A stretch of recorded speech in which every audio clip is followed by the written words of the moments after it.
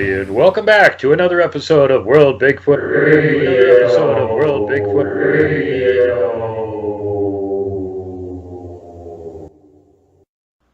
And we're back, this time with first-time guest Tom KARDOS, who has his own group and his own channel, NCC 1701. Tell everybody what the name of your channel is. It's North Carolina. What? All right, my name's Tom KARDOS. I have a group called, it's a group and a YouTube channel. It's called the North Carolina Cryptid and Paranormal Project. It's probably been out less than a year now. The group, the YouTube's probably been out for 6 months, maybe, I think, give or take.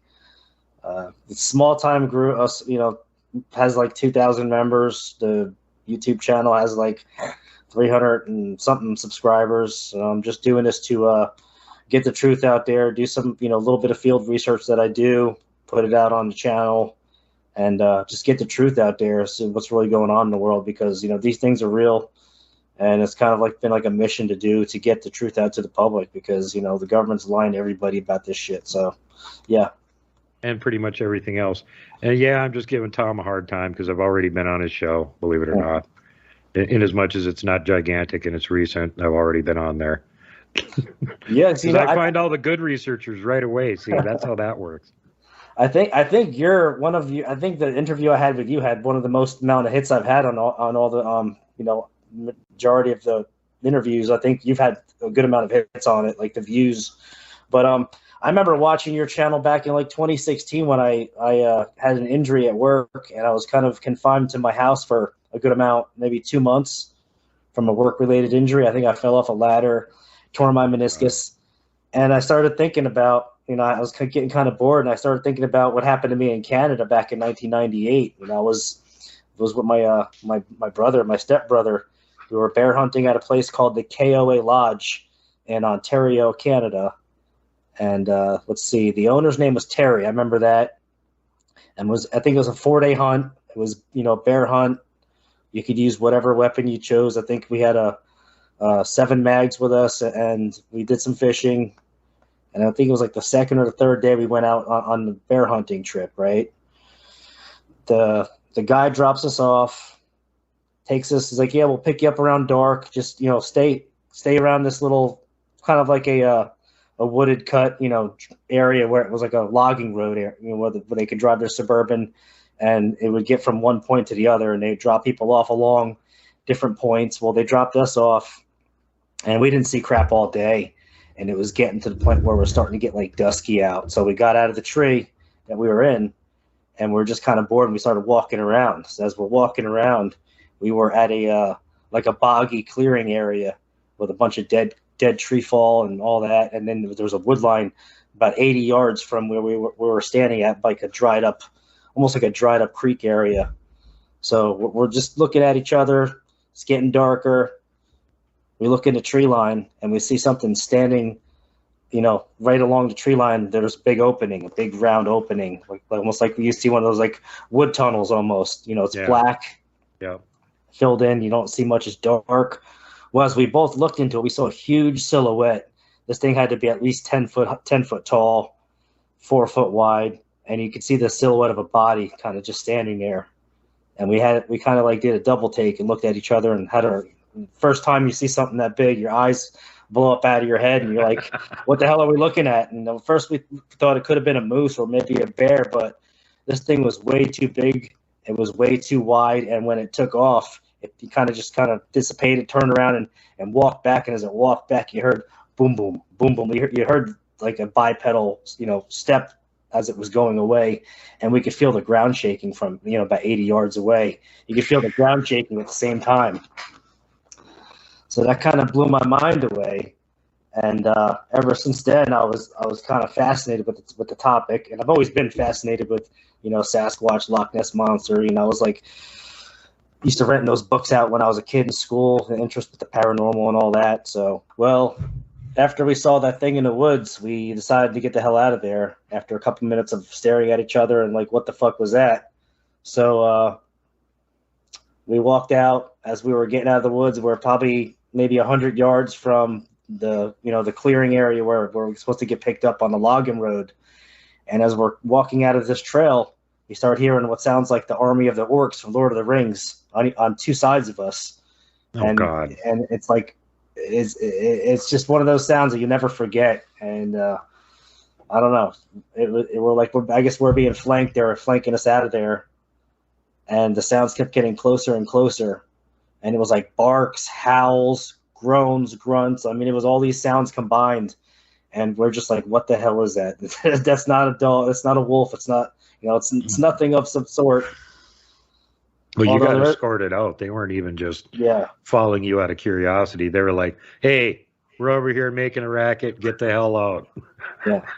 And all we had was, I think we had like 4 or 5 rounds of, 7 Magnum and a rifle with, a cheap, one of those Duracell flashlights that holds one of those big square batteries. Didn't really do no justice.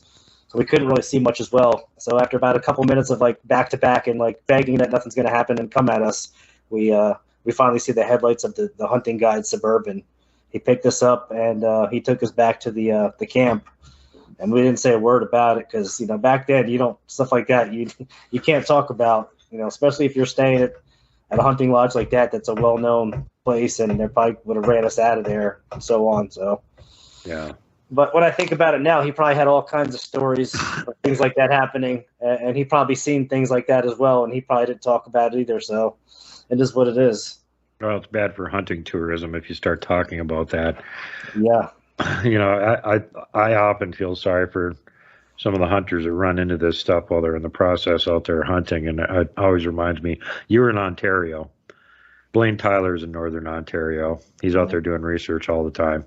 He's in this one area this one day. He's walking along. There's a big open field there. And he looks over here, and there's a blind. Oh, so this is somebody's hunting area. I came in through the back. It might even be marked, and maybe I'm trespassing. And as he's sitting there, there's a Bigfoot on the frickin' hill looking at him. Oh, so wow. He turns around, gets a picture of it. Then he goes boogieing back out. On his way out, he runs into the hunter coming in. And he says, "Hey, buddy, I just came in through the back here. Does anybody own this land?" And he's like, "Oh, yeah, one of my friends, he lets me hunt on this spot back here. I got a hunting blind."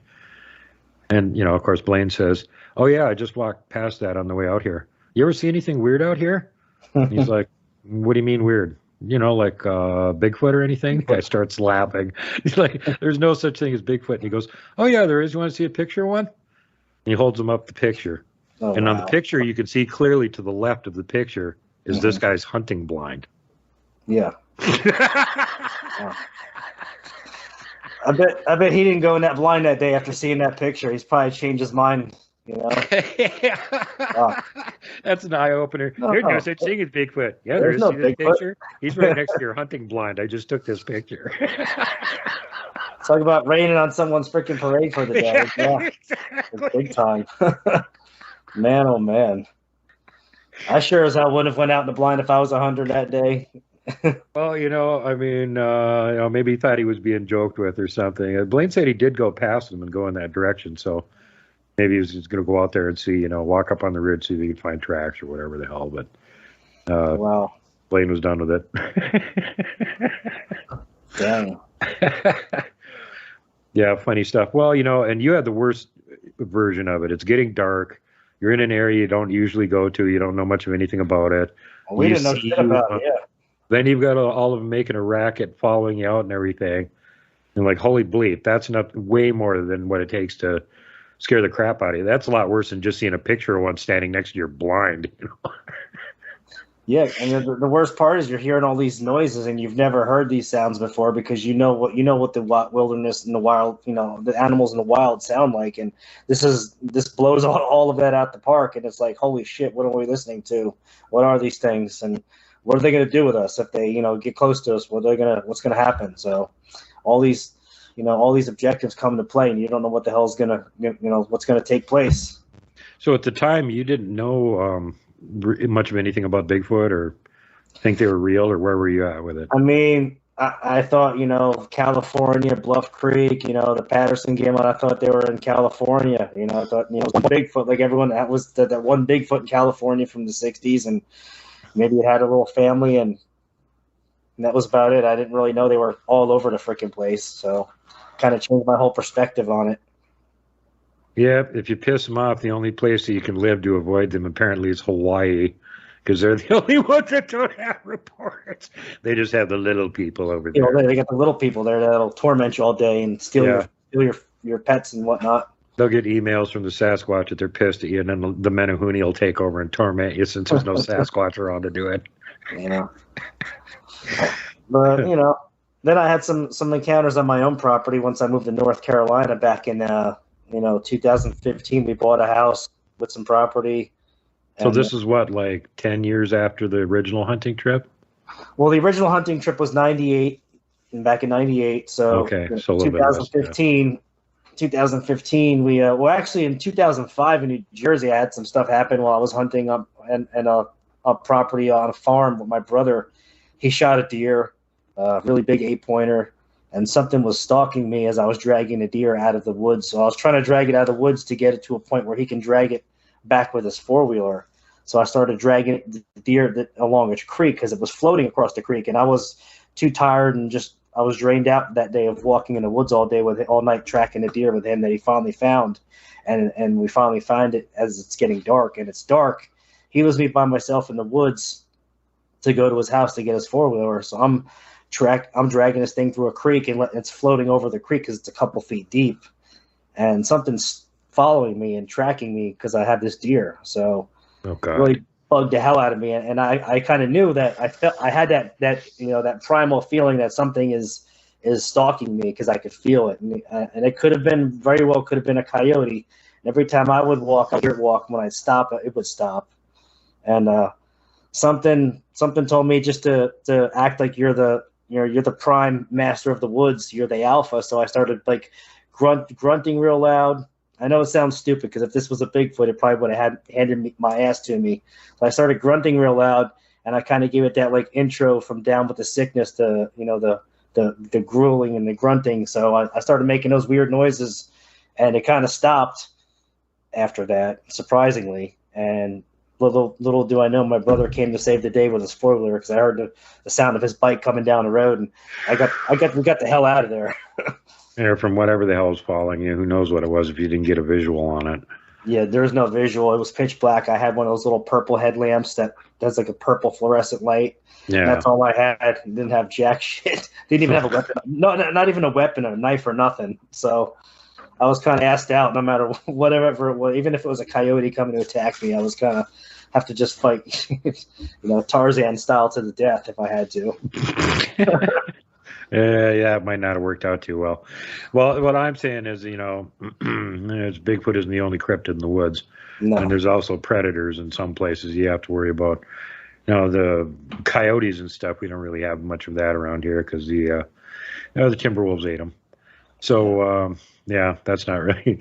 Now, I'm always like kind of intrigued by people that are going, oh, coyotes are vicious. And I'm like, really? Aren't they like the size of a dog? You could just snap its neck. Yeah, they're like the size. I think what they say is they're smaller than a full-size German Shepherd. Yeah, like a big studded male German Shepherd. They're probably like half the size of that. Because I have some trail camera pics of coyotes in my backyard when we first moved here. So if you want to get into that, I can get into that real quick if you have. Sure. If we're still loud and clear. Go ahead. It is. So we bought this property in North Carolina, had a house built on it. Nice little suburban neighborhood on the outer skirt city limits of Charlotte. So I'm probably about 15 minutes from uptown Charlotte. I have a good acre of property. And then the back of my yard butts up to 35 to 50 acres of just pure open wilderness woods. And then there's a greenway trail on the other side of the road with a long creek that goes 20-something miles. And it spans all throughout partial Charlotte of a greenway trail with a creek. So I built up a tree stand to bow hunt on my property in 2016, I think it was, when I started doing this. One morning I go on my tree stand, it's 5:30. It's getting to be at like 5:30. The sun comes up daylight comes around 6 and the sun comes up around 6:30. So it's about 5:45. It's still pitch black. And I'm in my tree stand. And the biggest mistake I made was I dropped my flashlight as I was climbing up to my tree stand. And I just kind of left it on the ground. I was like, whatever, I'll get it later, because I figured it's just another day in the hunt in the woods. It'll be light soon. I'll get it later. So my flashlight got out of my pocket, and then I sit down in my little bench seat, it's a little stool seat, and maybe 10 minutes go by. I start hearing, whoa, whoa, and this is about 30 yards to my 9 o'clock, and right after that, the same exact sound, maybe a little more higher pitch, maybe 35 yards to my 12 o'clock, and they're going back and forth with each other, and they're almost like it's not an owl. I know what an owl sounds like. I know what a barred owl. These are like high pitch, like whoop howls almost, and they're interacting with each other, and I can't do nothing about it because I don't have a flashlight, and my phone. I go to grab my phone, and I'm shaking so bad that my phone drops out of my hand, and that falls out of the tree. So now I got nothing. I got nothing to shine a light to see what the hell is doing. Is kind of tormenting me while I'm in this tree stand. So I kind of like I'm shaking. I'm having like half a heart attack because I don't know what the hell I'm going to do. So I get up, and I all I have is a 380 pistol on me. So I just stand up. I'm like, I don't want no trouble. I'm not here to bother you. I'm just here to get a deer. Let me get my deer, and I'll leave you alone. I don't want to cause no trouble for you. Whatever you are, just let me be, and I'll let you be. And within 30 seconds, the sounds just stopped. And with another 10 minutes, the light came into the woods. Sun wasn't up yet, and then once the sun comes up, I got the hell out of there. And I didn't go in the woods for about 6 months. I was that like PTSD got me really good on that encounter. And it was probably more that I couldn't see what it was. I couldn't see them. And I knew they weren't animals. These things, you could feel, like I could feel it in my chest. The sound was permeating through me. And really, really bugged me out that day. So after I had the guts to go back in the woods, I wouldn't go in the woods until the daylight, until it was actually daylight and I could see what I was doing. And even that, I didn't really stay in my stand for no more than like an hour, 2 hours tops. So it took a good year for me to go back in the woods, and it really messed me up. So at that point, it's not only a loud noise, and you can't see what's making it, but it's not anything you can recognize as a normal animal that you've ever heard. No. And then on top of that, I built a little clubhouse for my kids, and they were little at the time. I built a clubhouse out of pallets. And the top of the second floor was at about 8.5 feet. And it was like a 2x4 going across as a board on the second floor. So that was 8.5 feet up. Well, one night we were outside in my backyard right by my house having a little bonfire. And my wife saw these two green eyes, and they weren't little green eyes. These were big green eyes spaced far apart. And she goes, "What is that?" I said, "I don't know." We heard some like shuffling back there.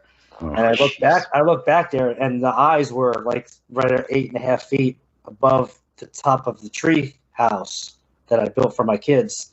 So that kind of gave me an answer on what was back there. So I started listening to a lot of encounters.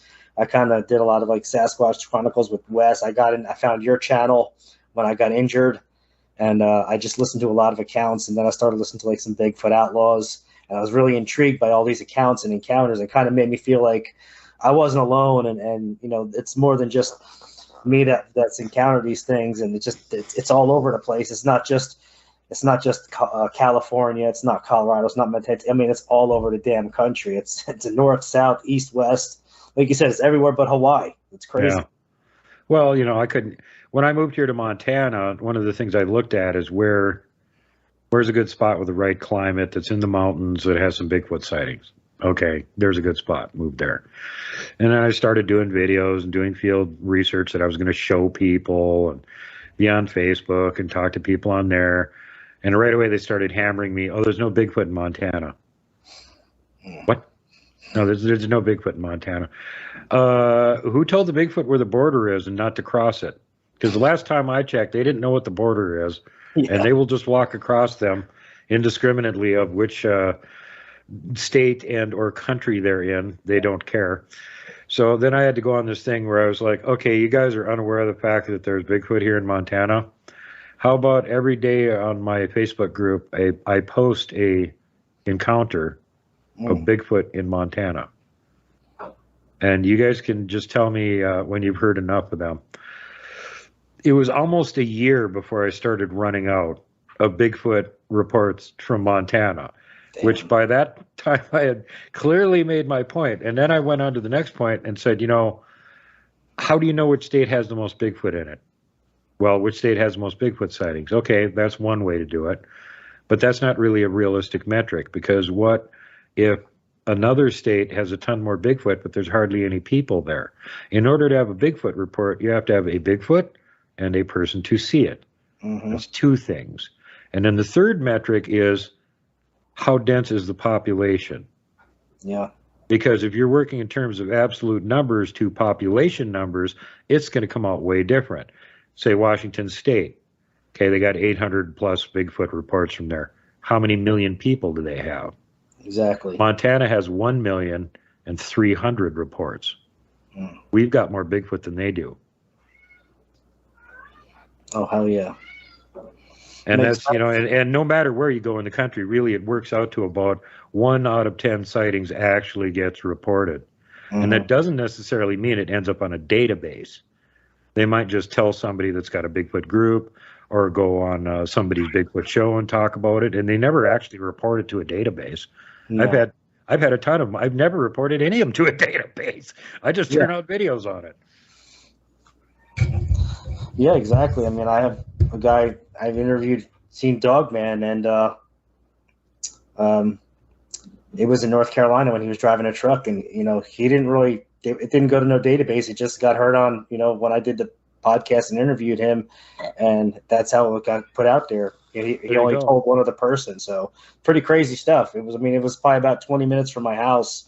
He was driving a semi from, he lives in Arkansas, and he was driving a semi, and he was running on an area where they had doing a construction. I think it was on a road called Interstate 45. Well, he was, you know, it's like 3 a.m. This is like prime time for these things to come out, because 3 a.m, there's not many vehicles on these interstates.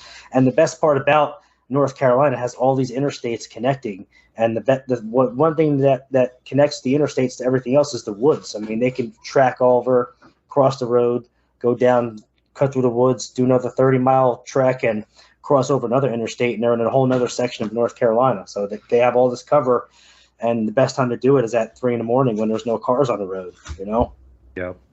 Well, it constantly amazes me that anybody in Montana ever has a Bigfoot sighting, because there's so much freaking woods for them to hide into. There's, you know, easy for them to avoid humans here. If you go from here up to the Canadian border, which is a 3.5-hour drive, you're a Bigfoot. You want to walk from here to Canada. Do you know how many roads you're going to have to cross? 2. Yeah. Got all the woods for coverage. Yeah, and it's all these giant national forests are all interconnected. They just follow the mountain ranges. They don't hardly ever have to cross a road. So it just amazes me that anybody ever sees one, considering how much woods they've got to hide in around here. But you know what? I've actually gotten 3 reports from people that have seen them sitting on a little fire lane right off of a main freeway, watching the freeway. And when they drove by, they spotted him standing there. What the hell is this? You know, you could at least be back in the tree line where we don't automatically notice you when we go by, and there's this human shape that's 10 foot tall standing in the trail, watching the cars going by. That's my other weakness, is whenever I'm driving down the road, I'm always looking in a tree line. I've swerved my vehicle so many times because I'm too busy staring along the woods. I feel like structures or a big 10-foot thing crossing, you know, running through the woods, you know, knocking trees down, because that's what I'm always looking for, you know. Yeah, we've got I've got several friends, me included, especially. I do that too. I'll be driving down a freeway or something. I'll be like, "Is that a giant X structure? Where's the next exit?" Get over on the access road, drive back, go look at it. A lot of the times it actually is, which is even creepier. They're building these giant structures, right? Okay, you guys can stay on the freeway, but here's our giant structure saying the woods is ours. Stay the hell out. Yeah, I've seen some big X structures just by, like I said, just looking on the side of the road. And there's a new freeway they built. It's called a bypass that kind of bypasses a long highway, and it just cuts it through and gets you from one side to the other. And you travel like a good amount of miles, and you save a lot of time. Well, there's I seen a huge X formation about 2 months ago as I was going down this little bypass road, and I was like, holy crap! And I'm trying to remember like which exit is that near so I could check it out next time. You know. Yeah, I'm even worse about it. I will literally get right the hell off the freeway and go check it dead in there. I know several other people that do that too, and that, you know, they've had some success in some of those places where they see a big structure and they go check it, and it turns out it is a Bigfoot structure, and then they're like, "Well, here's a new research area. I didn't know they were over here, and if they're making structures that damn big, they're over here." You know? That's actually happened to me one time a couple of years ago. I was working. I was driving like a HVAC service, and I'm in an area near UNC Charlotte, not too far from UNC where the college is, and there's a huge, I would say, it's like a corporate drive, you know, area where it's kind of alongside the road, and you go back and it's just all corporate offices and woods and set back, and it's just woods upon woods that they have these complexes built in. And I stopped and I just pulled my van over on the shoulder and looked up and I saw a huge X, and I started walking into the woods, and I found a little trail, and not even 5 minutes of me being on this little area, I hear a knock. I'm like, oh shit, they're out here. You know? You know, that's one of the things that's kind of hilarious, is some people's learning curve after they have an encounter and stuff, it goes so fast from I'm completely oblivious and Bigfoot doesn't exist to now I know what signs to look for. And hey, what do you know? When I see a big structure looking thing and I go check it out, sometimes it is a big structure. And then they're actually around there. And I start hearing things. I start seeing tracks, and, you know. That's one thing I haven't really gotten to, was doing like tracks and doing like casting on tracks. And that's something I need to learn on some doing more practice on that. I know you like plaster Paris and that kind of thing. I've even was told people use like old spackle, spackle mortar joint compound. Don't use plaster Paris. It's too brittle. It snaps. Everybody has trouble with that. Get hydrocal. It's more expensive, but it works better. Yeah. Okay. And don't use expanding foam. Kelly Shaw tried that one on the first track they did too, and that was good. No, it got a lot bigger than the actual track, and it didn't take any of the detail. Oh crap! Yeah, I can see that. Sorry, it's almost like 11 o'clock for me, so don't mind me. I'm not used to staying up this late, but I could see that expanding foam doing that, because these are HVAC applications, and you only need a little shot to put like inside a penetration for running like a pipe through a hole in the wall. Yeah. And do a little shot, and that stuff just expands so much, and you gotta wait for it to dry up and cut it out and like reshape it and make it look neat. So I get that whole perspective on that. Yeah. I know somebody down in Louisiana that just had one of their friends found an 18-inch track right next to their house, and they used plaster of Paris on it. And then they tried to pry it out of the ground. It snapped. Yeah. No, you got to dig it out of the ground. You dig out all the way around it, underneath it, take out the whole chunk of dirt, let it set for a couple of days until it's dry, and hose off the dirt on it. Oh crap! So it's a good amount of work, but if you get a good cast, a good track, it's definitely worth it, right? Oh yeah, if you do it right. But again, I'm saying, if you're using like hydrocal or some of the other stuff that the researchers tend to use more of now, it's not nearly as brittle. It holds detail great. There's even methodology for casting tracks in snow and stuff now. Shush all the little leaves and stuff out of the bottom of it. Spray it with hairspray, which tends to set up all the detail in it more. And then when you cast it, you get all the dermal ridges and stuff too. Oh, wow. That's pretty awesome. They've been doing this for years now, so they figured out the methodology for it. And I've never casted a track ever, so don't take anything I say as gospel. Right. This is all just what I'm hearing from people that do it. Because from my standpoint, it's just like, it's an ego thing. It's like, oh, I got a track cast. Oh, I got 5 track casts. Yeah. I got pictures of hundreds of... Yeah, I got pictures of hundreds of tracks, and I don't have cast of any of them because I don't care. Yeah, certain things turn into a pissing contest when you deal with other, whether it's researchers, investigators, people in the community. Like, so there's always that one guy that's got to have, I got the best picture, I can top that with this, and I can do better, and blah blah blah. And at the end of the day, they're just lost, whatever. Well, part of the reason, why are you doing it? Is it just a memento for you, or is it supposed to be scientific evidence? And here, I'm not living in the mushy mountains. I'm living in the Rocky Mountains. So guess what the ground is like? You don't get tracks very often. Unless they're huge individuals, they probably don't even leave a mark on the ground.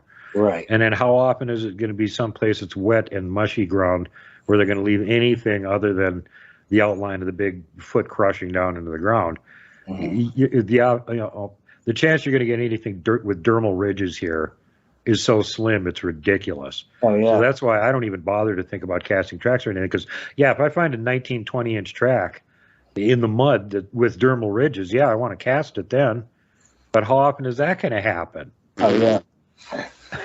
I've only come across one track on my property, and I found it I found it on the purpose of I wasn't looking for a track. I just stumbled upon it when I was tracking a deer, and it blew my mind away.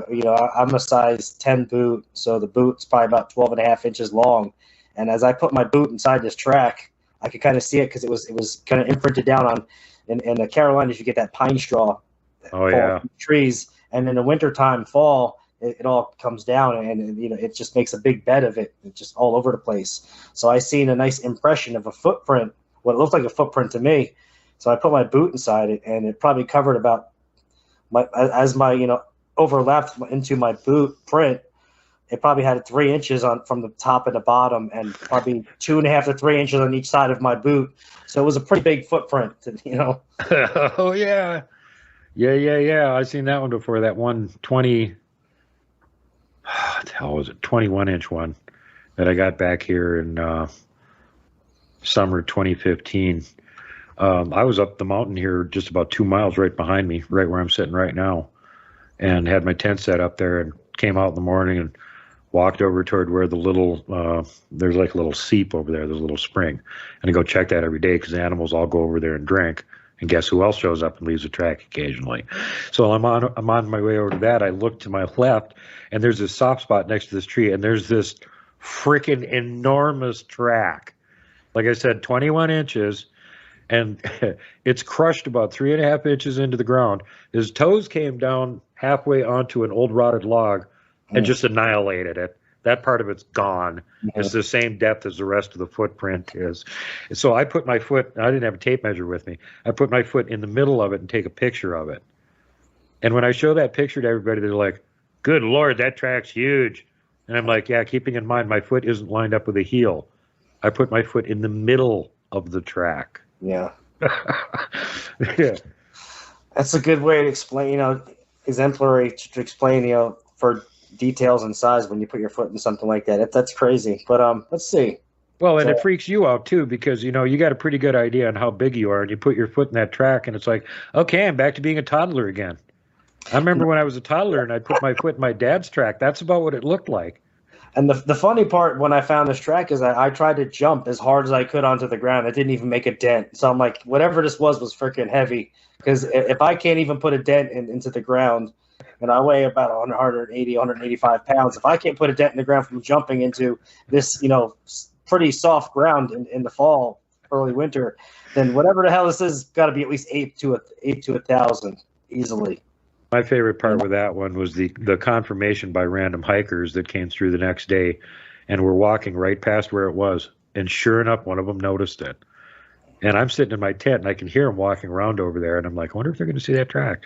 And the first thing I hear is one of them go, holy crap, is that a track? And the other one goes, I think so. The first one goes, what left that? And the other one goes, I don't know. Let's get out of here. They don't want to find out. They don't want to find out. They realize it's like, holy crap, that looks like an actual track. What the hell is big enough to leave that track? That's a big foot track, and they're probably like to their in their mind they're like, oh, that's fucking Bigfoot. Oh shit. Well, I'm not even sure they were thinking that. I mean, it sounded like either teenage or right, like maybe early 20s or something. And we got all kinds of grizzly bears here in Montana, so they might have been thinking, well, maybe it's a rear foot of grizzly bear. In which case, it would be a colossal grizzly bear, because even a 3/4 ton grizzly bear has barely got a back foot that's 18 inches long. Well, they try to explain that whole thing where the bear walks, puts one paw in the second print, and the back paw goes in the front paw print. but that's kind of like, that's kind of like this, they're just trying to be disinformation. They're trying to make up excuses so that their heads don't explode because they can't accept reality. Exactly. That's the whole primate theory. So, yeah, I get it. Yeah. Well, and the double track things, I've found those before too, and it's easy to debunk them. Actually, my favorite double track is about a 17 or 18-inch Bigfoot track going like this, and then a bear track stepping on that side of it. Oh, crap. It's really obvious which is which. That bear's front footprint wasn't even a quarter as long as that back foot, right, which was a Bigfoot track that it stepped in as it was going up. Oh, shit. And probably realizing it was on the menu and needed to get the hell out of there. Oh, absolutely. So then you had the encounter in 2005, and then what happened after that? So the one I told you about in my backyard in a tree stand, that was 2016, after like almost a year after I moved to my property. Okay. So I started getting to the point where I'm like, well, I guess there's Bigfoot on my property. I just got to deal with it. They don't really show me no ill intentions. They've never really tried to come after my animals. So I eventually started making like a little gifting area in the backwoods behind my house under a certain tree. I put out some seashells. Every winter, when the monkey grass plants die, I would chop them down and put them back there. And it's almost like straw, this monkey grass, when it dies. So I put like straw back there for them, put seashells, and every now and then I put maybe some old apples before they go, decrepit, and they're time to throw them in the garbage, like some Granny Smith green apples or peaches, whatever fruits we have in the refrigerator. And it's not like I do it all the time. It's only once in a while. When something's going to go bad, I'll put it out in the woods. And the funny thing was, I started noticing these bags of apples, because they were sealed bags with zip, from the store with the Ziploc piece on them. These bags would be opened, but they wouldn't be opened from the Ziploc. They'd be opened with a slit across the middle, and all the apples would be out of the bag. Or if it was like a fruit container, it would be kind of like the same way. It wouldn't be peeled off from the top. It would be like sliced across the side, and they'd all be gone from it. So that tells me, it's not really a smaller animal, fox, deer, or anything like that, coyote, that can do that, because you need appendages to pull these things out of the bags and the containers, Yeah. My favorite classic one was a peanut butter jar. And, the peanut butter jars have the plastic screw-on lid. Well, something didn't know how to unscrew the lid, and it poked its finger through the top of it. Think about how much strength that takes. And then it apparently couldn't reach in far enough to get out every last little tiny piece of peanut butter. So when they found the jar, it was almost completely empty, and it had a little stick in it. Oh, but wow. it had been getting the last little bit. It used the stick as like a tool, almost like a little spoon or a knife. The stick could get down to that little corner in the bottom, but his big fat finger couldn't scrape it out of. I've tried the peanut butter jar. My good friend researcher, he lives in Michigan now. His name's Mike Pearson. He came out to my property with his dog last summer, I think it was, and he put a jar of peanut butter by the tree, and it stayed there for almost 2 weeks. And then after 2 weeks, the peanut butter jar was completely gone. Like, I don't know where it went to. It wasn't there. It wasn't opened or nothing. It was just completely gone, where I couldn't find it. And but he came out with his little dog, because his dog can sense these things, because he takes his dog on investigations with him, and his dog was like shaking the whole time we're walking around. Oh God! Yeah, that's a sign. Yeah. So that being said, once I started putting some food out here and there, and the other gifts I was giving them, the seashells and the straw, last hunting season, I shot at a deer. It was a spike buck. It was a little 2-pointer spike buck, and I shot at him. And I could see my crossbow arrow go right over its head, and it kind of stuck into like a little hill that was behind, because it was like a little valley where I shot at a 40-yard shot. And I should have made the shot. I missed him. So that being said, the deer ran left, and I was like, whatever, I missed him. It is what it is. Next day I come back. That deer is laying under my gifting tree with its neck snapped backwards all the way. And I checked, I examined its body. I know what to look for. I can tell if a deer's been hit by a car. I can tell if it's been damaged in any way by a weapon. And there was no trauma to this deer's body except for its neck snapped backwards. So I posted the picture up in my group, and some of these old timers were like, oh, blah, blah, blah. I probably got into a fight with another deer. That's how they get their neck snapped. And I'm saying to myself, a 2-point spike buck is not going to go fighting an 8-point deer with 2 little points on its, It's not going to go picking a fight with anything that can do that, because not only that, it doesn't have the rack to get stacked into a stack. Because that's one way they can snap their necks. If the rack's like 6, 8, 10 pointers, the antlers intertwine together and they get stuck, and that's how they snap their necks. Well, that little spike buck didn't get its neck snapped by another deer. I think a Bigfoot snapped its neck and left it there for me because he knew I shot it and I missed it. And he goes, "Here you go, human. Have a gift. Here, eat some food. Now bring us more treats." So needless to say that I come back. This was a day after I shot the deer. I come back, and obviously the meat wasn't. I couldn't eat that meat because it was spoiled. So I left the deer. I actually dragged it 40 yards into a little valley and covered it with leaves, and hopefully it would kind of just rot away, or maybe the coyotes would get it or something. So I come back 2 days later, and the deer is there's no deer in that spot. There's no drag marks. There's no tuffets of fur flung around from coyotes having a feast. It's like something threw that deer back on its shoulder and carried it off and said, "Okay, you don't want it. We'll take it back." Yeah. So could be. There's I've heard scuttlebutt that they will sometimes just leave it lay for a couple of days and get halfway rotted because apparently it tastes better and it's easier to pull apart and eat and whatnot. So I'm sure of that. But I also had Robin confirm with me that they're on my property. I've had her. She's actually talked to the ones on my property and confirmed, how many there are, the families. She pretty much gave a perfect description of the woods behind my house. And she doesn't know where I live she doesn't know anything about my yard, my property, anything. And she gave a perfect detail of the woods behind my house, my backyard, my pool deck. She said they'll stand by my backyard, by my gate, and they'll look inside my house at night and they can see us. So I was just blown away. She blew my mind away when she told me. I'm like, holy crap, you're the real, you're not just bullshit. You're really telling me the truth what these things are seeing by telling you what they're seeing to you. I've seen her do that with people that I know for the last 2 years over and over and over. And every time their heads explode. One of the best ones is when she was on Brunch with Bigfoot Michigan Rob's show. And she started launching into explaining to him what happened with his encounter. And it's like, she ain't watching Bigfoot shows on the internet. So she's never heard his encounter before. Right. And she all of a sudden starts telling him all kinds of details that, he never told anybody. And it's great watching the expression on his face. It's just like, she's like talking about my pool deck. She's like, "You have a pool deck, like a deck near your pool?" I'm like, "Yeah, I actually do have a deck by my pool." And she's like, "Yeah, sometimes they'll go there and hang out and look at your house, look inside your house."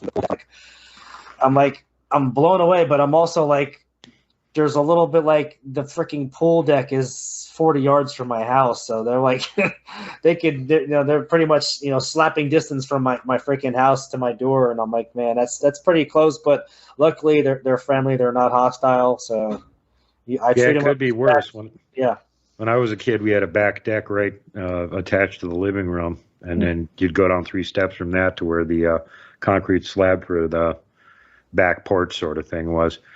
And we're sitting there watching TV one night, and out of the corner of my eye, I see movement because the door that goes out to it has got a big glass pane most of the way down. Right. And I turn and I look. There's a friggin' 400-pound black bear sitting there watching the TV through the window, watching us and watching the TV. And I turn to look at him. He's not worried about that at all. And I go, "Hey, Dad, look over there." And as soon as Dad turns and looks at him, he's like, "Oh, shit, time to leave." And you can see his big fat butt go, literally scrape the glass on the door as he turns around to go down the 3 steps and get off the back porch so that he's not in the line of fire or whatever. But I was amazed he was even up there because we had a gun range right behind our house. And I mean, we were down there shooting a lot. And most normal, sane animals don't want to go around a property where there's lots of gunfire happening all the time, right? No, they steer clear of the guns. And that's another thing, too. When I was, I don't know what, I think it might have been 2018. It was 4th of July. And, I was a little feeling good from the environments and the holidays and whatnot. And, the sun's going down. So I took my little 30 round 5.56 semi-automatic to the back of the yard, and I kind of shot, the whole clip into the ground because it was kind of one of them things. Well, in my area, it's like, it's fireworks galore. That you got South Carolina down, 20 minutes from me, so they go by all the mortars, and they're shooting mortars off all night long. So all you hear is just fireworks, mortars. People are shooting their guns off. So I was like, yeah, fuck it, I'll just shoot some rounds off because I don't have fireworks. So next day, after I did that, it probably wasn't the smartest thing to do, but I was very safe about it. I shot directly into the ground, into a hill, straight down with nothing, nothing else. No ricochets. Yeah, no ricochets, soft dirt. So the next day I come out and the fence is right alongside, and there's a swing set. Well, there's a tree, a big tree, probably about 20 foot long, flipped over, upside down in the ground next to my swing set. Right alongside of my fence. So I guess they were saying, don't shoot in the woods again. Not observing that you were actually shooting into the ground. I wasn't shooting into the woods, you guys.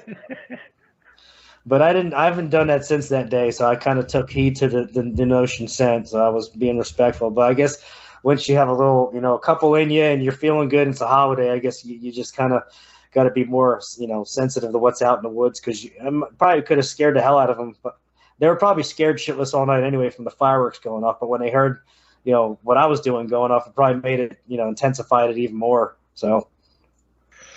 Yeah, they are sensitive to that kind of stuff. I know somebody that used to live right near Disneyland in Florida. Right. And he said you never knew they were around until there was a big storm.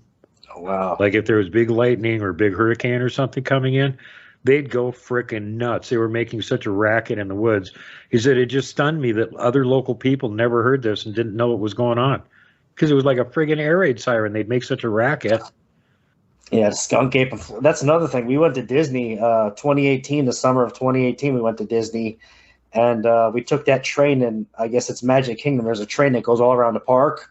Mm-hmm. Well, there was one part of the park where goes through a really big section of woods, and there's like bamboo jungle out there, and it's all natural habitat.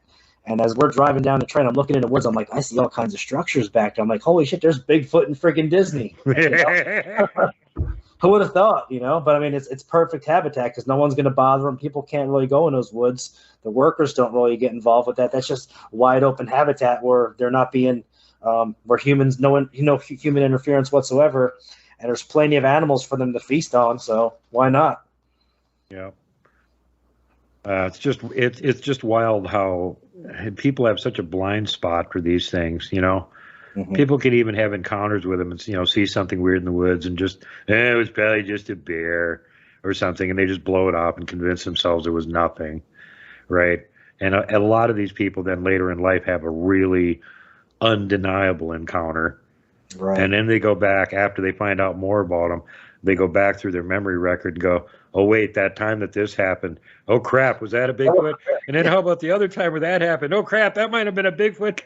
Yeah. And they start getting really freaked out because it starts occurring to them, I've probably been around these guys a few times, and I just didn't know what the hell was going on.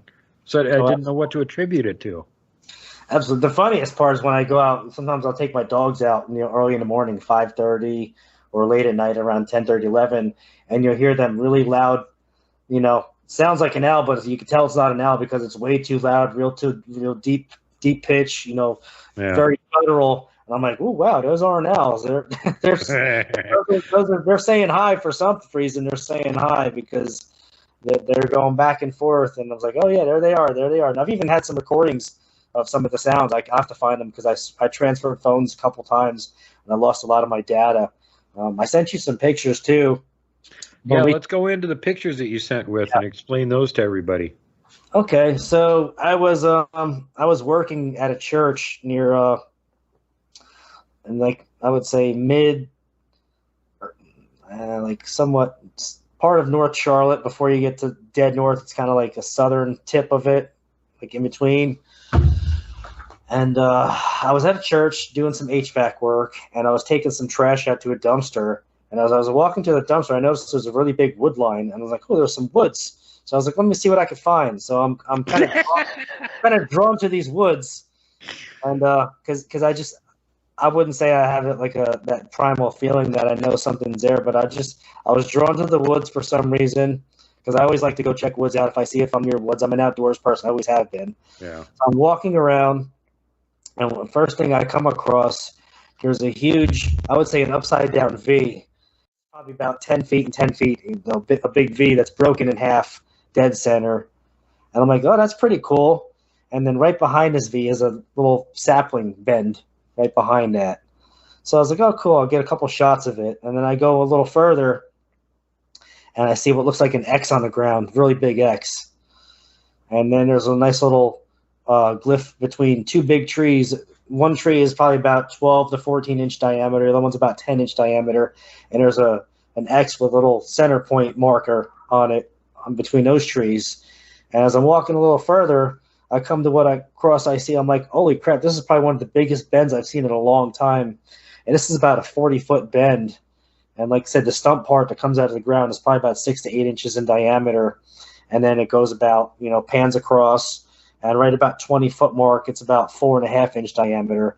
So from the ground to the top of the arch is 20 feet. And then it goes on to the other side. And it kind of flattens out. And it's not drove into the ground. It's just kind of flattened out and kind of pushed down. I'm like, wow, whatever did this is fucking huge. I've never seen an arch like this before in my area, this long and this big. So I was kind of blown away, and I had to get some pictures of it. So I took some pictures, and I pretty much sent them to you. And I guess you can kind of post them up accordingly because we're watching them right now. Edited out, we find tons and tons of arches, and you can tell if they're made by Bigfoot or not by if they're actually the top's crammed into the ground. Well, that doesn't happen naturally. And the other one is where it's pinned down. That tends to not happen naturally. Yeah. But we usually don't find arches that are very big. We've only ever found one really gigantic one, and I can't even claim credit for it. Because guess who? Kevin Lang from the Glag Saga was up here visiting. He's the one that found it. Yeah. And at the time that he was there, they had also made a huge X structure out of two trees that they ripped out of the ground and put upside down. So the top of the X structure, there was a root ball on each one. That's pretty much not natural.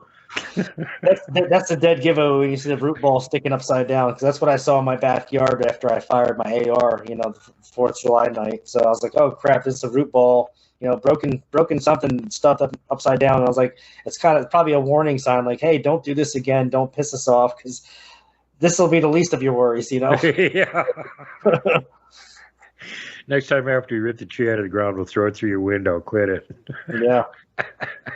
Or we'll just come in your house and get you, one or the other. Yeah. Come in your house and go, tweak. Tweak. Yeah, well, you got no shortage of them over there in your part of the country. I know Robin talks a lot about how many. She was surprised how many there were when she moved there to South Carolina. Yeah. And some of her group from Michigan followed her down there, but she said there's just a ton of them were already here anyway. She had some really good UFO coverage too when she had she played on your channel the UFO footage right above her house. That was pretty amazing. I mean, that was pretty freaking awesome. Yeah, that was her son-in-law who's staying there temporarily with her, and he was out in the yard, and here comes this friggin' UFO, and I might as well film it. It's one of those many weird things that happens here all the time. And then they sent the video into the local MUFON, and MUFON investigated and said, yeah, this is, too legit to quit. It's a Class A or Class 1 sighting. And they checked all the, of course, flight paths and everything for everything. There was no air traffic going on at the time. And I had some retard show up on my channel and go, all right, that's just a squad car going by on a hillside. Yeah, you ever seen any video of that backyard? There are no hillsides. There's no hillside. That you can see it dead in the sky. I mean, it was clear as day. You can see the sky. It's lit up. It's flashing. It's lights. It's moving. I mean, it's got. And there's some weird glowing red thing trailing after it too. Yeah, I saw that. God. Yeah, she's in UFO Central. She's invited me out there. I just got to get out there and check it out because it's so far. I think it's like a 2.5 hour ride to get to her. So. But she gave me an open invitation, so it's kind of an honor to be invited to her property because she won't just let anybody come out there. You have to have she has to trust you and know you're not going to do anything bad to her, her friends out in the woods. So. Oh yeah, there's even well-known people in the community that she won't let on her property. Like she referenced Dr. Footprints on the recent show. Yes, she said she wouldn't even, he was offended because she wouldn't let him on his property, and I don't blame her. I mean, someone like that could bring more havoc on the Bigfoots on the property. Do some, who knows? You don't know people like that. You can't trust them. They only have, certain mindset on what they're going to do, and you don't know what they're actually going to do compared to what they say. Well, and at that point, she didn't need it. She didn't need him whatsoever. She already had Igor Burtsev hanging around there a bunch of times. So a much more qualified scientist than the glorified podiatrist will ever be. Why the hell would you want him on the property? Plus, you can't trust him anyway. And another one that wanted to get on her property is a guy whose name sounds very similar to Fat Money Grubber. He also got the boot and is not allowed on her property. Yeah, well, usually when people like that would go out to, she's probably going to have helicopters flying over there, and they might have a secret kill team trying to take them out. Yeah. For their own, reasons and whatnot, and their own tangible, what they're trying to do. So it's better off she don't let people like that on her property.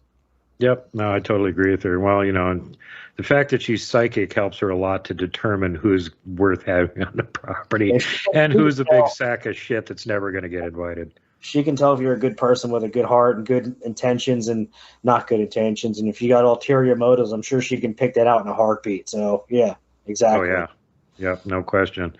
And as her and a few other people I know that interact with Bigfoot like to mention that they can all do that. Mm-hmm.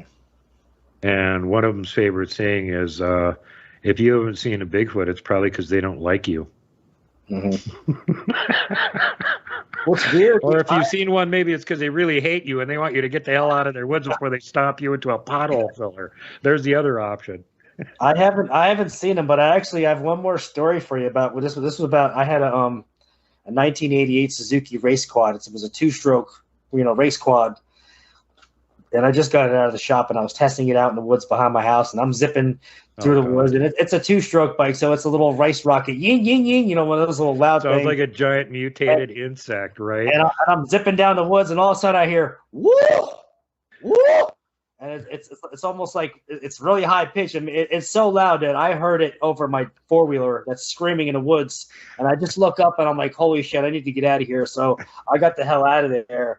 And I didn't take it back there anymore after that because I probably either woke one of them up or I scared one so bad that they were pissed, or I upset one of the little ones. But I was like, I'm not taking it back there anymore. So now I just take my quiet 4-wheeler back there, and it's really quiet. It doesn't make a whole lot of noise. And they don't object to it, do they? That's what it is. It's the noise. We figured that one a few years ago, and Kevin Lang used to do that. Kevin from the Glag Saga. He knew there was this one area in the edge of the Bitterroot Mountains you could drive your dirt bikes through there, and it was active, and they didn't like it. So when you came through, they would whip rocks at your ass, and you'd have to go as fast as you can and dodge rocks flying at you to get through there. So he would take his friends that were skeptics that didn't believe there was Bigfoot up there. Let's go trail ride, and they get the rocks pitched at him and stuff, and then they'd be like, "Well, how'd you get your friends to be up there an hour before we showed up to throw rocks at us?" And he just gave him this disgusted look and go, "You guys are freaking idiots." Yeah. I wouldn't have right mind wants to go sit in the woods and wait for someone to come on, dirt bikes and wait for them to come by to throw rocks at him. Well, the more hilarious thing now is that he quit doing that years ago. Mm-hmm. But apparently the local kids figured out this is a cool place to go run your dirt bikes for whatever reason.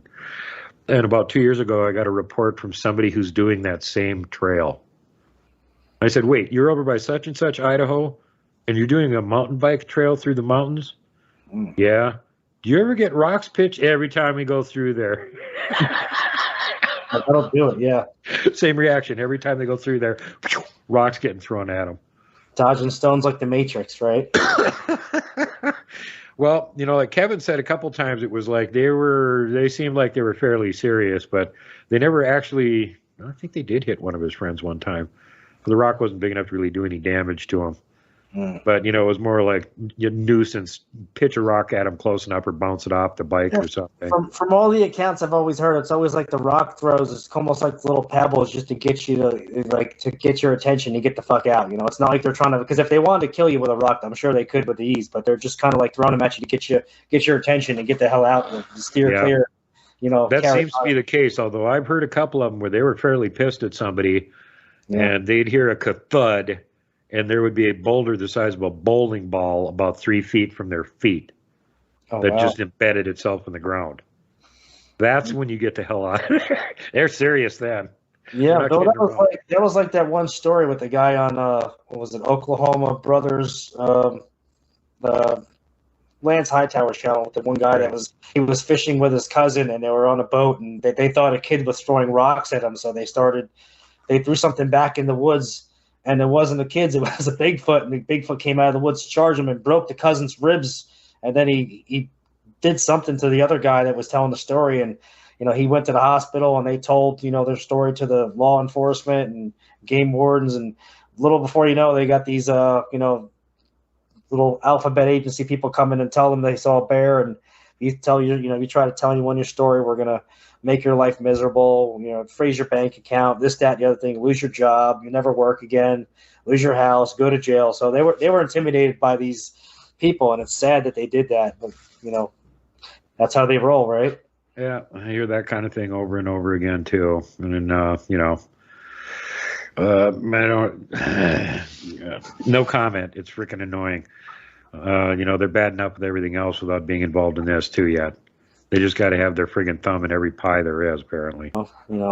That's what they do. Whether it's UFOs, Sasquatch, cryptids, dogman, the whole thing. You got your what is it? The black dog, black cow, black. Three words that they use for all this stuff to cover up when something's going down. One of them is black dog, the other one's black cow, and I think the other one's black bear. Yeah. Crazy. Crazy stuff.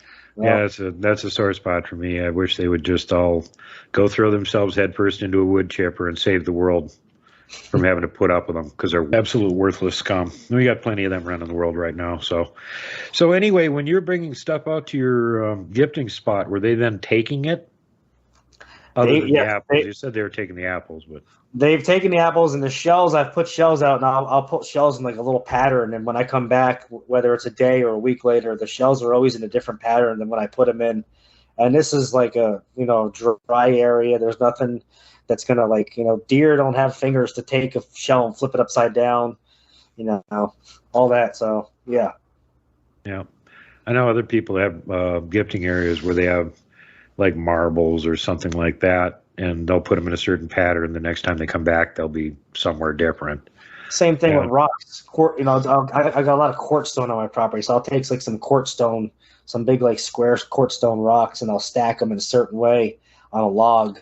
And when I come back, they're either knocked down, stacked in a different manner, or they're in a different position in a different area than where I put them. So I always know that something's taking them and manipulating them in a different position than I set them as well. So that gives me evidence to know that there's something else is doing it with, something with a brain with intelligence is doing that.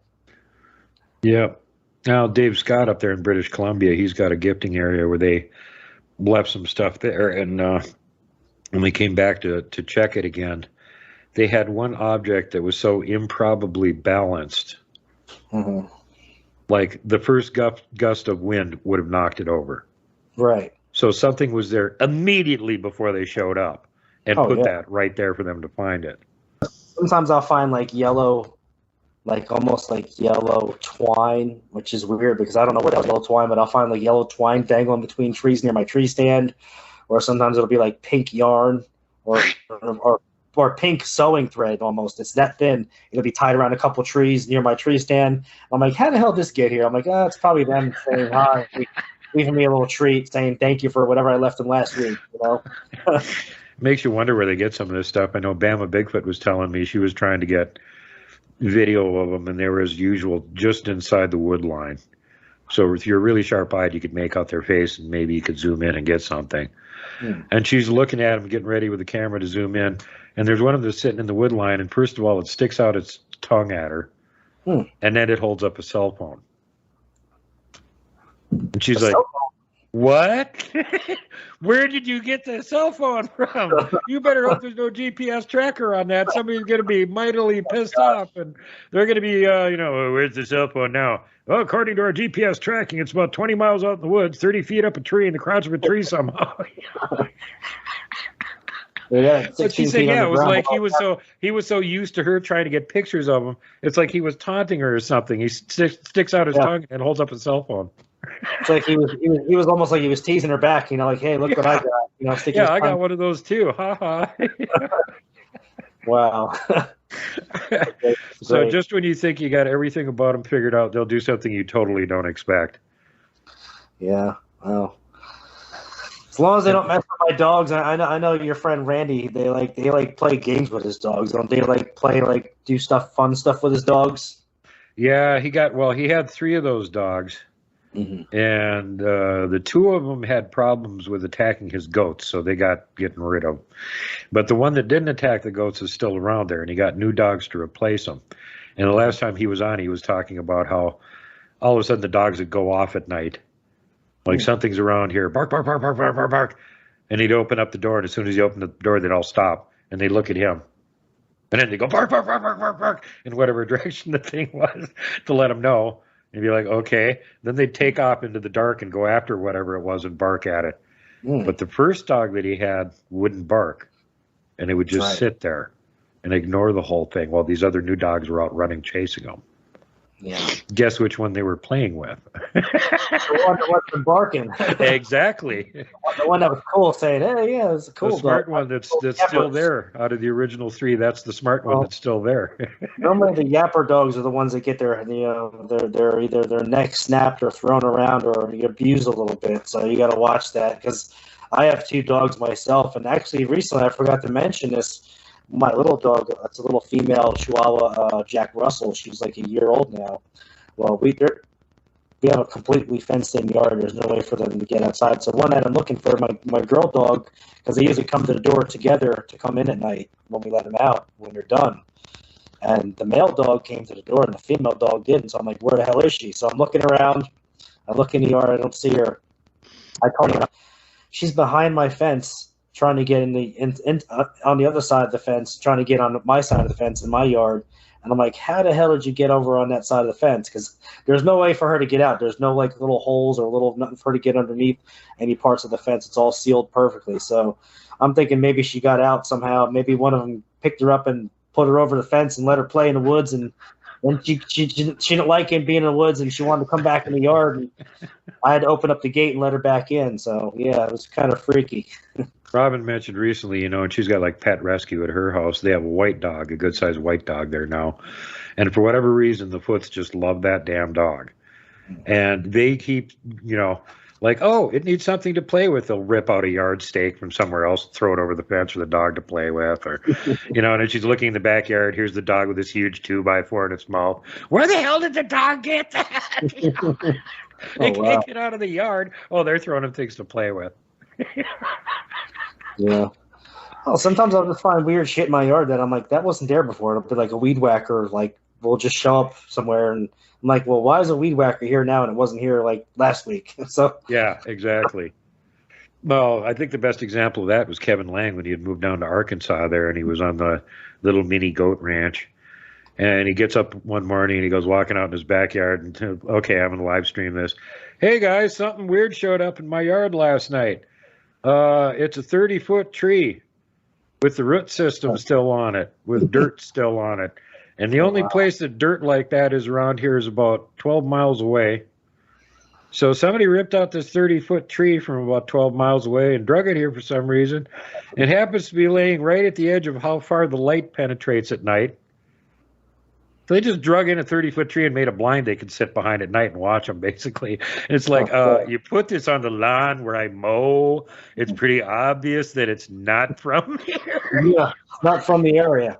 Yeah. I mean, he's got this, like, lightly wooded area. All the brush and everything's removed and it's all mowed. But yet suddenly there's a 30-foot tree laying there, root system and all. Oh, wow. Yeah, they were making a statement saying, we're here, we're back, Here's a little tree stump. Yeah, here's a better blind for us to sit behind while we're watching, having a cig out on the porch at night. Right on the edge of the light, where the light penetrates to. That's where they laid it. Yeah. So of course behind that you can't see a damn thing. Wow. But you got to wonder what the thought process is like with that. Well, I'm just going to rip out a whole tree and drag it in there. He'll never notice it. He'll never notice it. It's only we've seen him mow here. Yeah, we see him mow here all the time. He'll never notice that a tree just mysteriously appeared laying in his yard, and it's not from his yard at all. Not from anywhere near there. Yeah, he said there was red clay on the root system. It was like 10, 12 miles away is the nearest place where there was any red clay. That's pretty freaking impressive. carry something that big 12 miles and just set it down back in his yard. So yeah, that's wild. Yeah, no effort. Well, the other thing is he was going down below the hill where the road goes by, and then there's another steep embankment that goes down to the woods from there. So when you're walking along the road line, you're like filming 20, 30 feet up in the air, the trees. Well, he not only caught two of them in the tree, and one of them putting its hand over the other one's face to hide its face. I pulled that image out. He never even noticed it. But what he was noticing is stumps. They were ripping out full stumps with dirt still on them and throwing them up in the trees. They're up in the trees 20, 30 feet. Well, what the hell can pick up a 300-400-pound stump and haul it 20, 30 feet up a tree and leave it on a tree? That does not happen normally. Not only that, it might be 300 pounds, but think about what all the dirt on it probably doubles the weight. Just exactly. As well. Yeah. They're heavier with the dirt, attached to them. Good God. And it was so fun listening to his take on it. Hey, guys, look what I found in the tree. I don't think that should be there. What do you think? Wow. Yeah, he was a great guy. His memory will be missed big time. He had a lot of good experiences with them. One of the true heroes in the Bigfoot community, which you are part of. So was there any other, I know there's a lot of activity out there where you're at. Has there been any like really major sightings or encounters or anything near where you live that you know of? Not that I know of. I mean, there's an area called, York, South Carolina. That's probably about 40 minutes from me. There's a lot of encounters in that area. And there's some parts like nearby Indian Land and Waxhaw. That's like an area that's heavily wooded. And I've heard a good amount of people, sightings out there.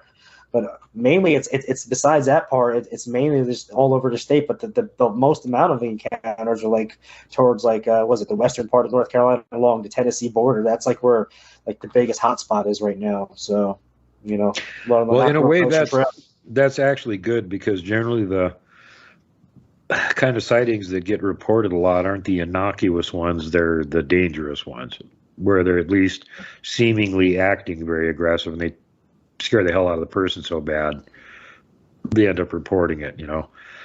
So if you're in an area where they're around and you haven't got much of that happening, that's kind of a good thing. It just means the ones that you're living in that area are more reclusive, seclusive, shy, at least not aggressive and super dangerous. I think they're just the docile ones that are just kind of like with their family unit just trying to live out and be like secluded and not really too fun to the man, and then just kind of staying in the woods and being, doing their thing. Yeah. Migrate a little bit, travel with the food for seasons. Cause it seems like some part like late December till maybe about a month from now that there'll be like not a lot of activity. So I don't know if they like migrate or they go underground and hibernate. I couldn't really tell you cause I don't have a whole lot of seeing what they do. Well, of course, way up north, people like me and Blaine and whatnot, we find tracks in the snow. They're just better about hiding them in the winter because, tracks in the snow, pretty obvious. So none of us really think they hibernate. And the fact that there's tons of Sasquatch reports up in Canada and stuff, well, they're probably not hibernating because they'd be hibernating for 10 months of the year. It's always winter up there. But doesn't necessarily hold true as far as moving around large distances. I don't really see much evidence for that, but they do seasonal moving in whatever range they're in, and we get a lot more sighting reports in the spring and the fall. Seems to be when they move around a lot. They have a winter range. Once they get there, they're not going anywhere until spring, and then after they get done moving around in the spring, then wherever they are in the summer, they kind of tend to stay there all summer. Then they move again in the fall. So your best chances for random encounters, just running into them, going from point A to point B, apparently tend to be spring and fall. And if you actually know where they're at, some of the best time to research is probably in the summer because they're going to be in that same place pretty much all summer. Oh, yeah. And, here they got a lot more density of food and stuff than some states. It's kind of sparse. There isn't woods everywhere. Maybe the nearest berry patch is 5 miles away. So when the berries are ripe, they got to go over there kind of thing. But here we've got areas where Mount Sentinel right next to me, there's not only deer all over it, there's an elk herd on it. And you can go up there any time of the year and find evidence that they're active. even in the middle of winter. So they've got their food source. They don't really need to go anywhere. Oh, wow. Yeah, like I said, I have that little greenway trail alongside the property on the, caddy across the road from the woods near my house. You cross over one road and you have that greenway trail, and there's a 20-something mile creek that goes all the way down the trail. So they have water and just wood cover and all that. So, if it's a year-round thing, they might move to a different area in that vicinity, but not be on my property. Yeah. So follow the food. Well, and the other thing to think of, too, is that, they're family units or small extended family units for the most part, and they're trying to take advantage of whatever food resources in their area. Well, if it's one individual, like a bear or something, they're fending for themselves. But these guys work as groups. Mm-hmm. So maybe one will be out collecting roots while another one's out mugging a deer, and the third one's grabbing some sweet grass they can eat or something. So maybe each one in the group is only spending like a couple hours a day collecting up food. And the rest of the 22 hours of the day, they got nothing to do but watch humans and throw pebbles at them. Yeah, strip bark from trees, get the grubs out, because I've seen so many trees on my property where just the bark is, 20 feet up. There's a bit more missing from 20 feet up all the way down to, where the stump is. So I'm like, wow, what could do that? I'm thinking, what can do that? I'm like, oh, not really a whole lot of animals can do that. So, yeah. Pretty limited list. Then like a month later, that tree is like, it's dead, decrepit, dead, knocked over on the ground, and it's completely, there's nothing left to it. It's like came into a war zone. Yeah, there's a couple of areas where, and I can't think of what it is right off the top, top of my head, but there's a couple different types of trees that have a layer underneath the bark before you get to the actual wood. That's kind of like bamboo shoots or something. It's this fibrous layer. They can eat it. And they'll rip the bark off just to get at that thin layer in between where the wood is and where the bark starts, because it's edible. They're eating it. So doesn't even matter if there's grubs in there. They're eating part of the tree. Well, plus it's probably medicinal too. It probably has some kind of medicine form to it. Some parts of the bark as well. Certain trees, certain species of trees.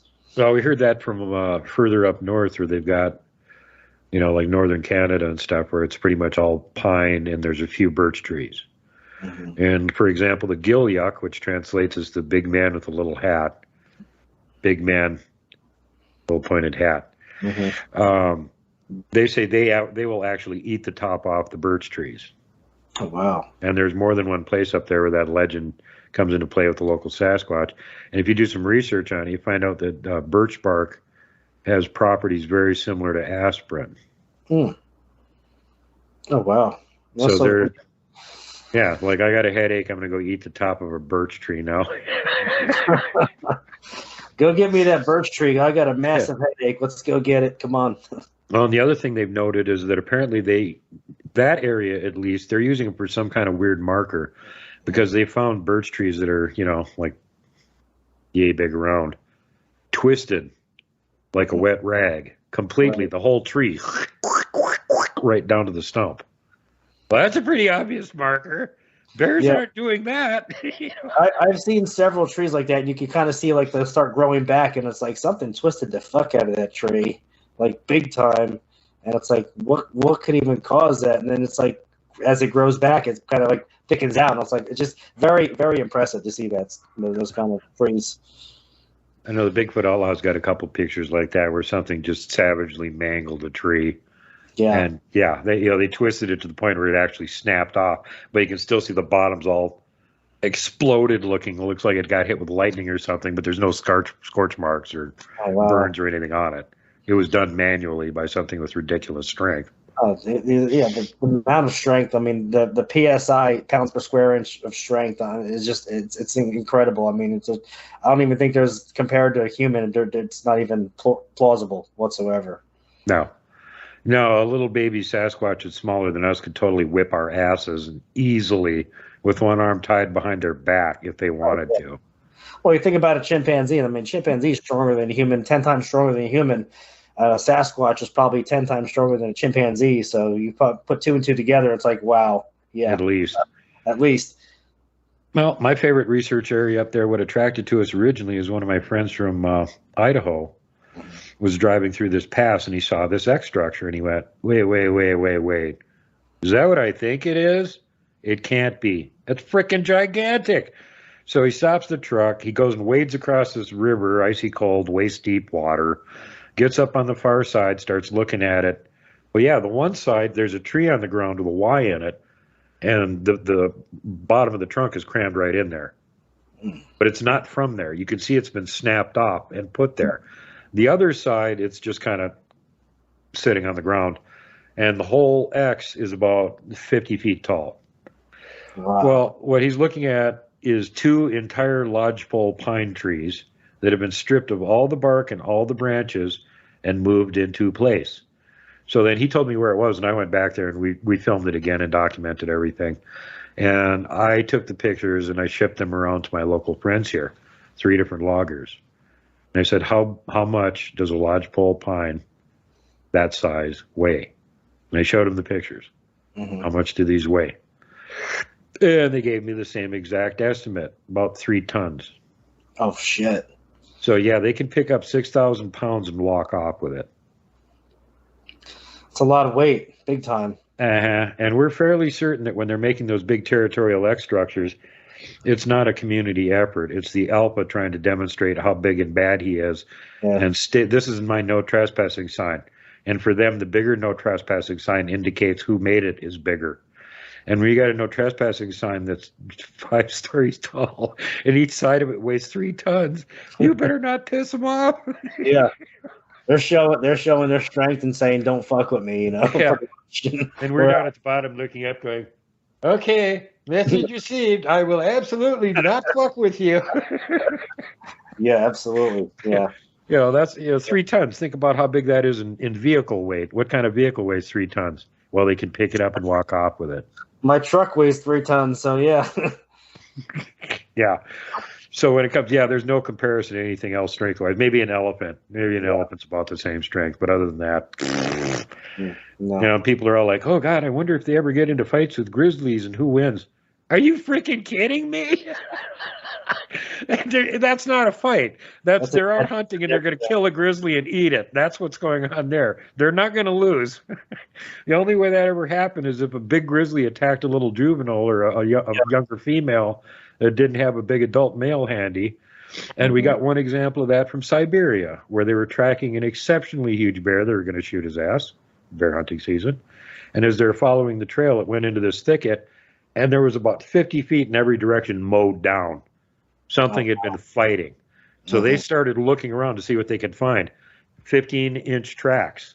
And apparently when it came in, there was just one of the 15-inch tracks there, and it attacked it. Damn. Coming in from the other side of the clearing, 18-inch tracks. Oh, wow. 15-inch tracks went out the other side of the clearing. Bear took off this way. 18-inch tracks following bear. When they finally got to where the bear was, it was dead. Dead bear. Yeah.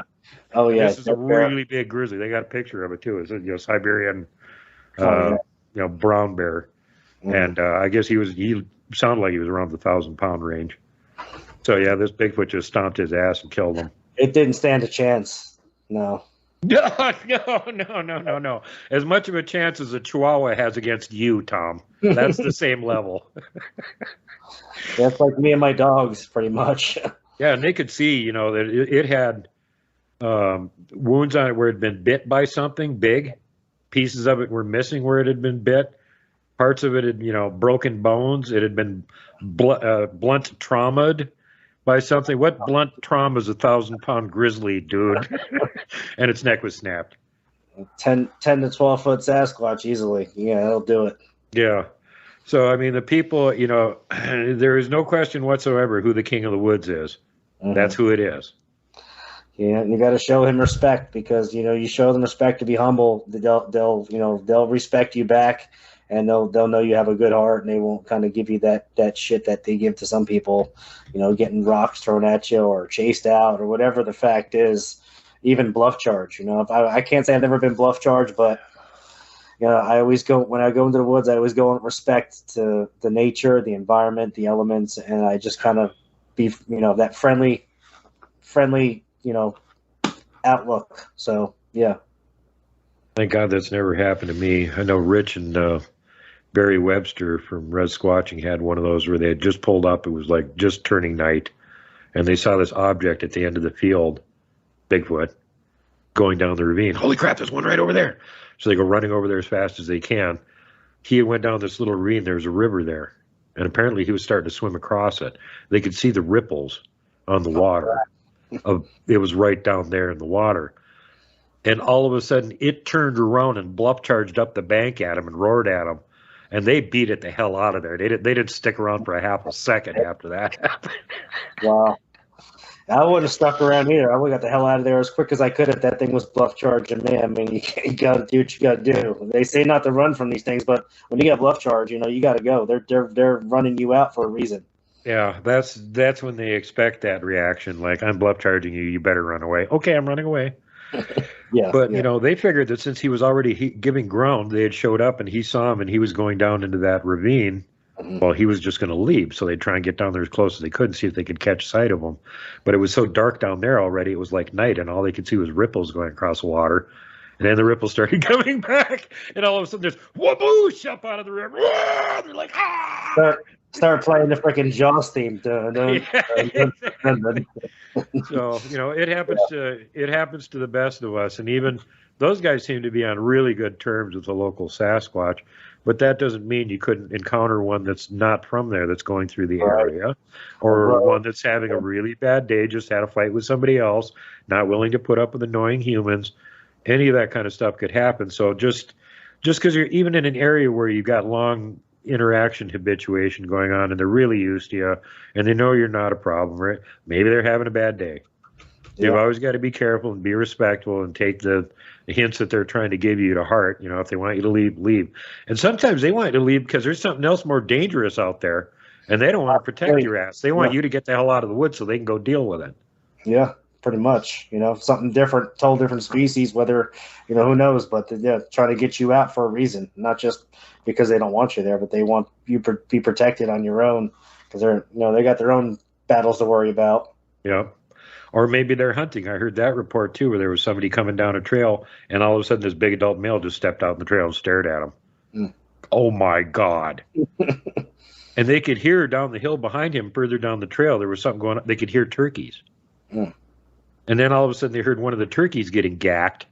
And then he looked back, looked at them, walked into the woods, disappeared.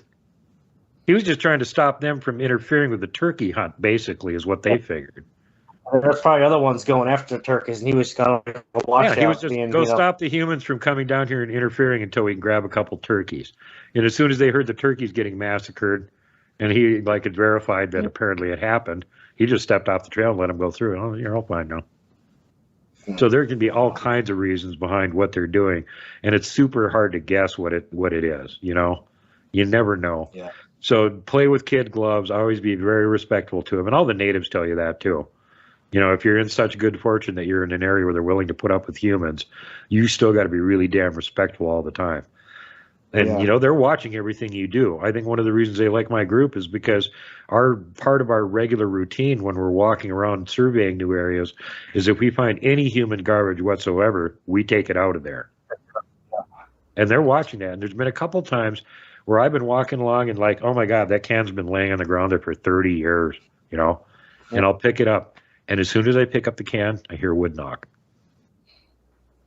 You know, I've done that too. I've taken, like, you know, when I take out like food once in a while in the Blue Moon, like a wrapper for like an apple package, I'll take the empty package from the wrappers and I'll bring it back and I'll put it in the garbage. So they see that too. You know, they see that, whatever else. Like I said, if I see an old can, looks like it's been there 10 years, I'll pick it up and bring it. Or if it's a can my kid left in the woods, you know, from drinking it and left it on the side of the fence, I'll take it and throw it in the trash. And I'm sure they see that stuff. So.